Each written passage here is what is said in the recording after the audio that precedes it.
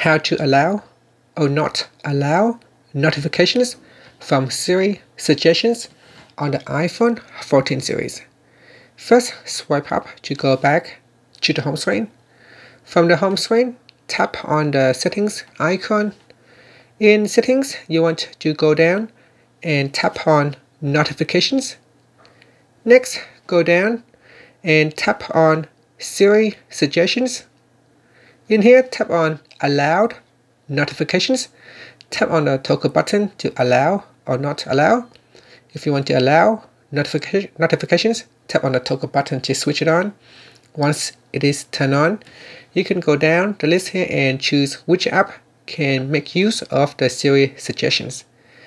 And you can also simply just switch it off. That will turn off the whole list. And that's it. Finally, you can swipe up to go back to the home screen.